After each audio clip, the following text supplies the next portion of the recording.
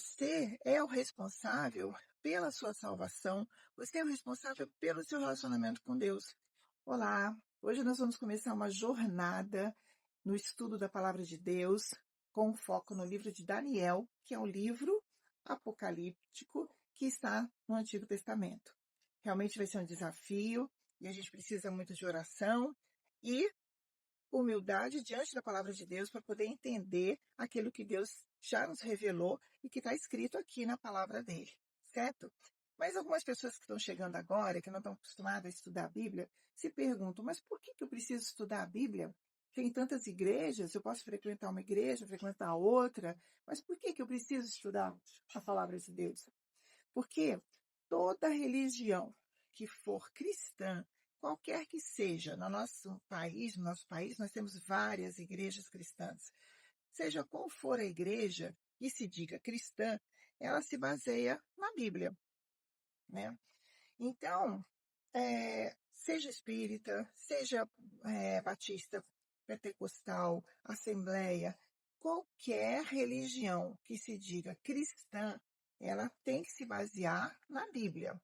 Todas as regras que ela ensinar, tudo aquilo que foi escutado lá, ensinado na igreja, vai ter que estar de acordo com as Santas Escrituras, porque aqui é o manual do cristianismo.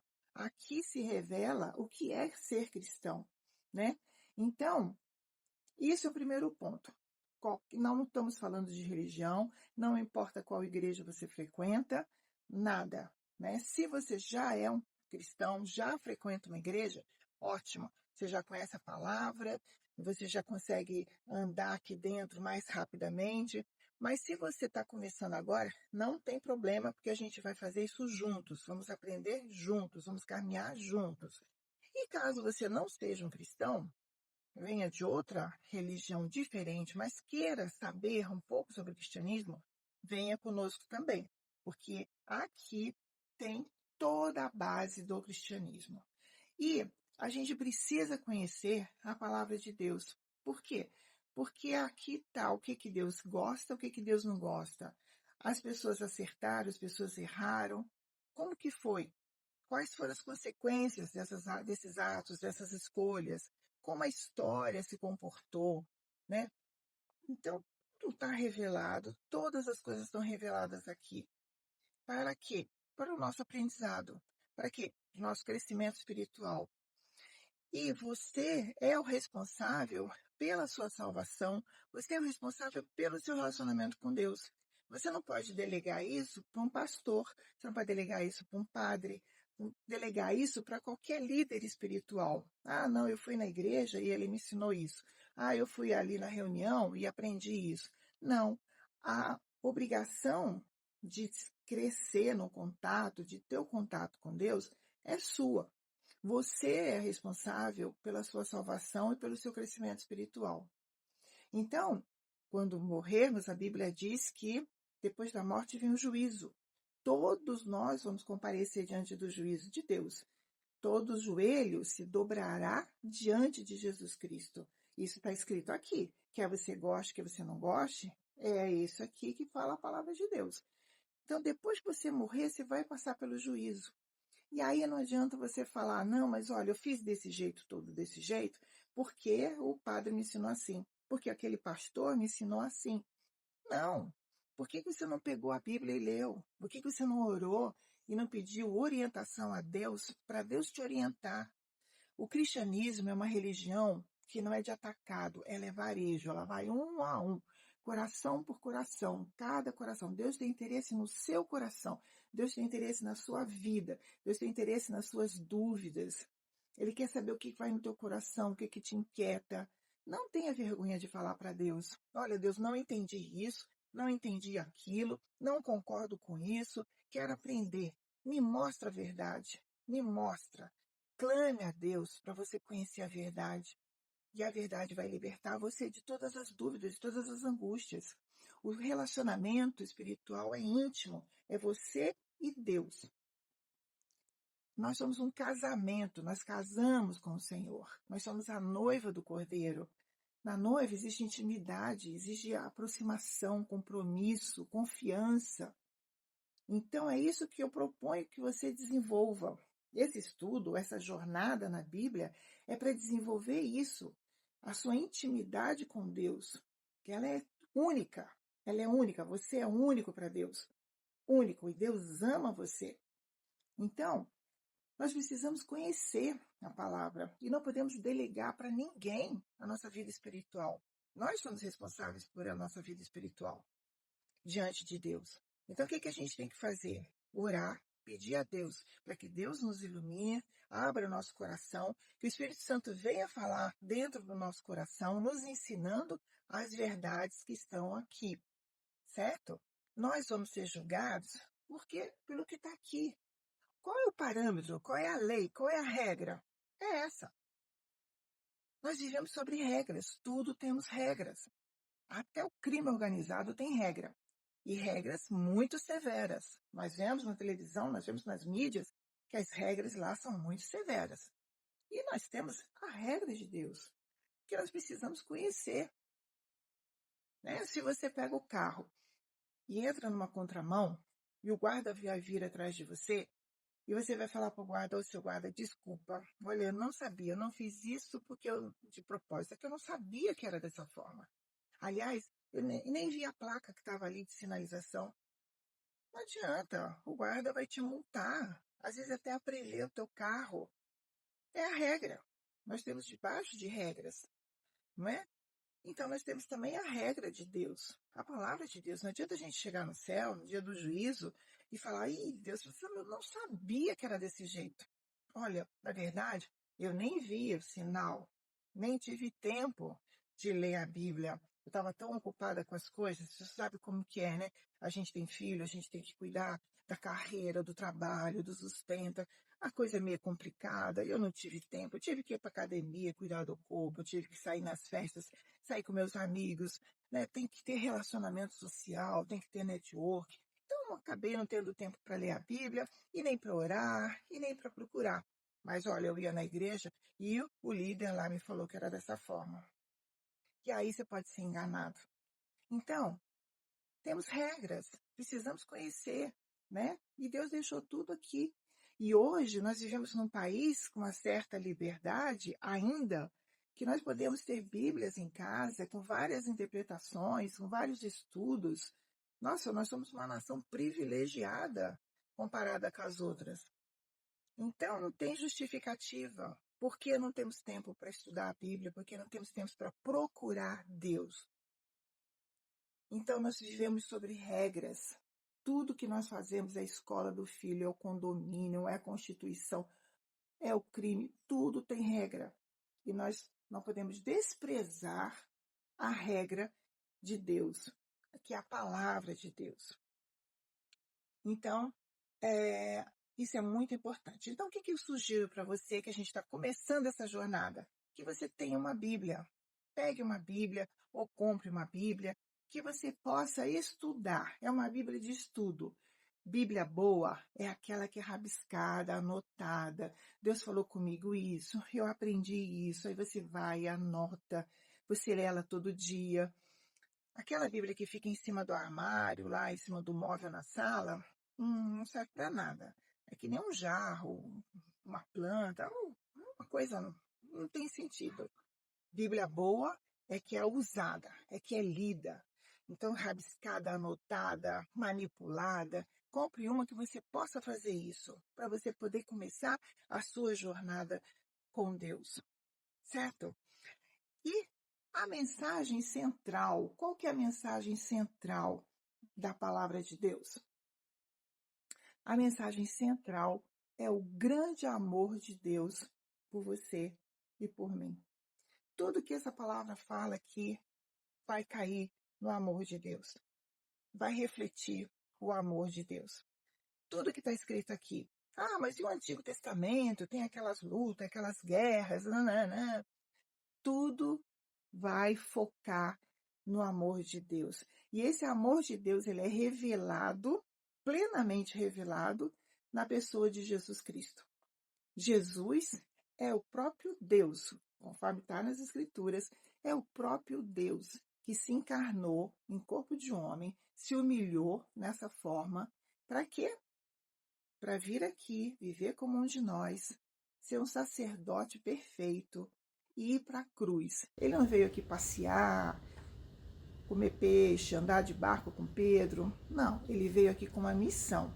E a missão dele era o sacrifício na cruz. Era carregar sobre ele os meus pecados, os seus pecados, para fossem expiados ali. Porque a palavra de Deus nos diz que sem derramamento de sangue não há remissão de pecados. É necessário o derramamento de sangue, porque todo aquele que pecar, esse morrerá a morte eterna, o afastamento eterno da santidade de Deus. Na santidade de Deus não está o pecado é como se fosse um imã, ele repulsa, sabe? Então, nos afastamos, pecamos e nos afastamos de Deus.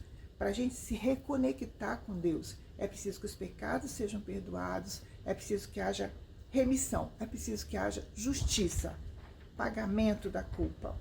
E como a gente não tem como pagar essa culpa, porque a gente está em pecado, a gente não tem como, de repente, repagar a nossa culpa, não temos como.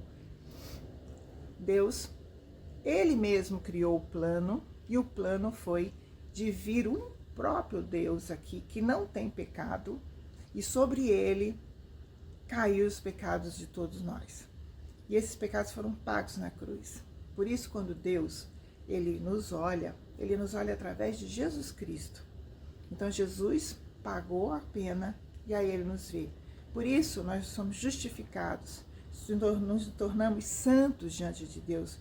Pelo quê? Pelo sacrifício de Cristo. Então, tudo está em torno de Jesus Cristo. O nosso relacionamento com Deus depende do sacrifício de Jesus. E desde o Antigo Testamento, Deus já propôs tudo isso, já trabalhou na vinda do Messias, na vinda de Deus ao mundo. Todo o Antigo Testamento relata exatamente tudo isso, ensina através dos símbolos, das práticas, tudo isso, que viria o Messias um dia, em determinada data. Esse Messias viria. E viria para quê? Para salvar você, para me salvar, através do sacrifício na cruz que ele fez em meu lugar e no seu lugar. Então, a mensagem central dessa palavra aqui é o grande amor de Deus por você e por mim, certo? Então, é mais um motivo da gente ler. Não é que a gente vai ler por temor, por medo. Não, a gente vai ler por amor, sabendo que nós somos acolhidos por Deus. Tudo que está registrado foi feito por amor a nós. Então, nós temos confiança de nos chegarmos até Deus, porque Ele nos ama. E está tudo aqui escrito. E nós vamos ter tempo de olhar todas as passagens e os versículos juntos. Bom, o livro de Daniel é um livro do Antigo Testamento. Então, você pode argumentar comigo, mas por que eu vou ter que estudar a história antiga? Olha, você pode dizer assim para mim, olha, e na verdade, eu nem gosto muito de história. Na escola era uma das matérias que eu menos gostava. E ainda, história antiga, história do povo de Israel. Se fosse história do Brasil, até que ia, tem mais a ver comigo. Mas por quê? Eu vou ter que estudar a história de Israel, história antiga, né? Por quê? Porque Deus escolheu um povo. Desse povo viria o Messias. Deus formou o povo de Israel. Entre todas as nações que haviam ali, que poderiam haver, Deus escolheu um homem, que foi Abraão, e desse homem, Deus prometeu criar uma grande nação. E dessa nação viria o Salvador. Dessa nação viria o Messias. E aqui o Antigo Testamento ele trata com essa nação, trata com esse povo, trata com os líderes desse povo. Então, nós precisamos estudar porque esse povo foi escolhido por Deus e desse povo veio o Messias. E aqui tem as leis, tem todo o relacionamento de Deus. E nós somos muito sortudos. Por quê? Porque nós temos que, para quem olhar, né? Está tudo registrado aqui. Então, a gente pode aprender com os erros e com os acertos dele. Eles não tiveram o benefício que nós temos de ter o registro aqui, né? Nós temos o registro, então nós já sabemos aquilo que eles erraram, aquilo que eles acertaram, aquilo que deu certo, aquilo que não deu, como Deus agiu em cada situação, né? Como nós devemos agir, aprender com eles. Então é maravilhoso, né? Nós temos uma fonte já de direção, nós somos privilegiados, né? Então, por isso que nós estudamos, porque essa história conta a história do amor de Deus pela humanidade, através de um povo que ele escolheu, que foi o povo de Israel. Certo? Outro assunto, outro ponto interessante também. Profecia. Daniel é um livro profético. Ele tem uma linguagem apocalíptica. E aí eu pergunto para você, você gosta de profecia? Eu acho que sim. A maioria das pessoas apreciam muito revelações, profecias, principalmente quando falam de si, né? Então, tem pessoas até que procuram isso, né? Vai em cartomante, adivinhos, médiuns, porque as pessoas querem saber a respeito da sua vida, a respeito do seu futuro, e geralmente as pessoas são vaidosas, né? Gostam de ouvir sobre si mesmas, né? Gostam de ouvir previsões, de preferência boas, sobre si mesmas, né? Então, o livro de Daniel, você vai amar, porque tem visões e revelações que já aconteceram durante a história, desde o ano 605, onde começou, 605 a.C., quando começaram as revelações, até, e foram cumpridas no tempo de Jesus, e ainda vão ser cumpridas. Revelações que nós estamos aguardando que vai acontecer, como é a volta de Jesus Cristo. E Jesus disse que vai voltar, e Daniel também falou isso. Então nós temos revelações preciosas, revelações que já foram cumpridas e revelações que ainda vão se cumprir. Então, se você gosta de saber o futuro, tem curiosidade, fique conosco, porque essa jornada vai ser um desafio e com certeza você vai apreciar bastante o estudo da Palavra de Deus. Para esse estudo, nós fizemos esse ano um livro, um caderno de estudo, na verdade, que é esse aqui. Olha.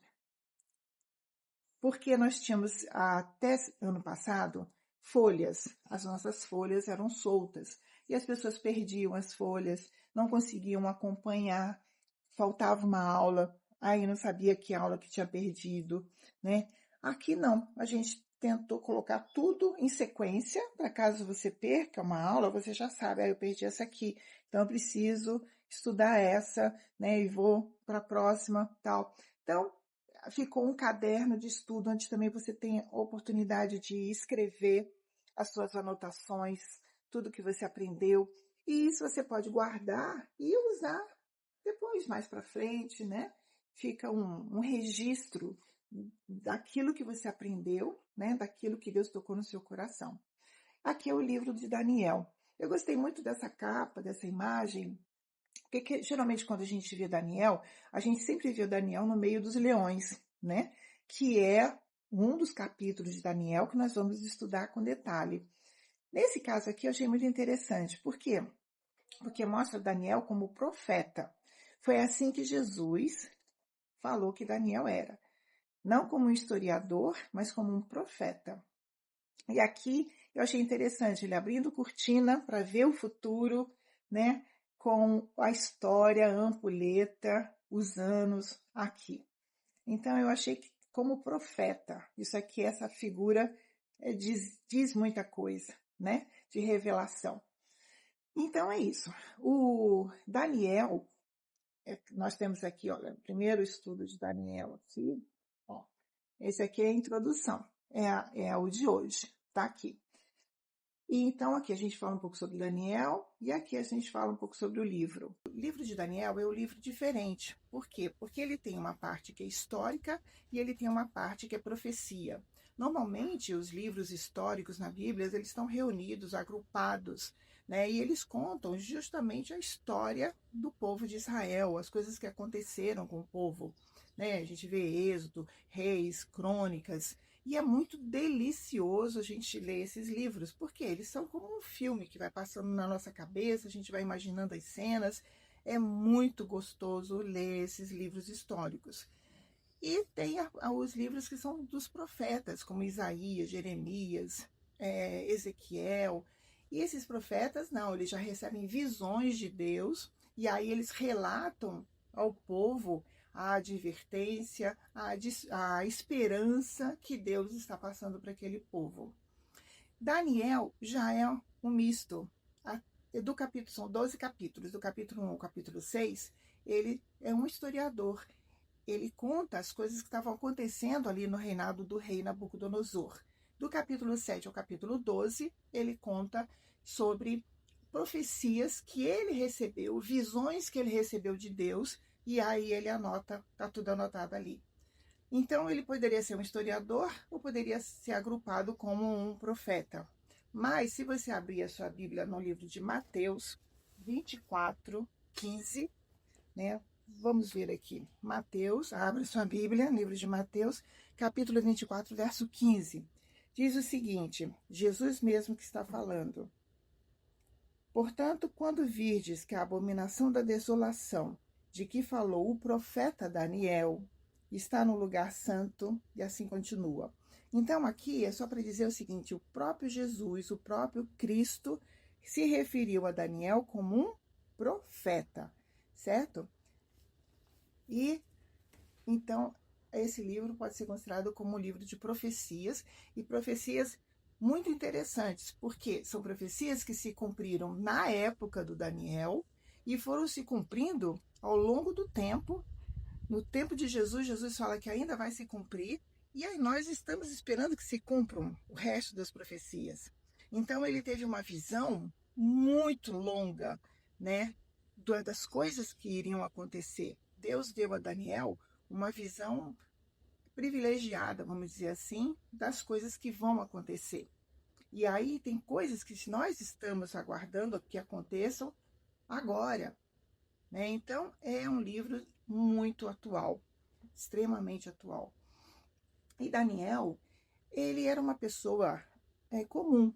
Ele não era um sacerdote, um sumo sacerdote, um levita. Não, ele era um adolescente que tinha 14 anos mais ou menos, quando Judá, o reino de Judá foi invadido pelos babilônicos e ele foi levado prisioneiro para o Império Babilônico para servir na corte do rei Nabucodonosor.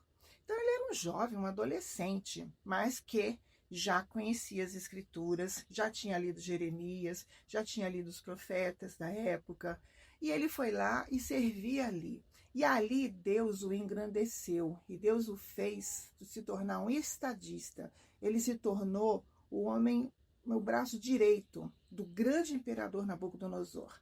Nabucodonosor, como Dario, como Ciro, são figuras históricas, presentes na história. Nós estudamos história na escola e nós conhecemos esses personagens. Isso faz parte da história. Daniel, ele trabalhou como um homem importante, estadista, sendo o braço direito desses grandes imperadores. Certo? E, ao mesmo tempo, Deus o chamou também para ser um profeta. E ele tem o dom dos sonhos, da revelação de sonhos e receber visões. Então, esse era Daniel. Não que ele tenha estudado numa escola de profetas, não. Ele obteve essas visões pela graça de Deus e pelo seu amor a Deus, pela sua decisão de servir a Deus, de agradar a Deus. Só para a gente lembrar, ele orava 3 vezes ao dia. Sistematicamente, ele parava tudo que ele tinha que fazer e ele era um grande cara. Imagina trabalhar nos Estados Unidos, na China hoje, ser o segundo homem nessa potência. Ele parava tudo, se isolava e ia orar, falar com Deus 3 vezes ao dia.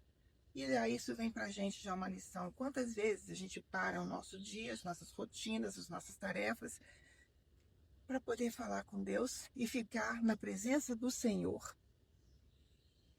Esse já é um grande ensinamento que o profeta Daniel nos dá, né?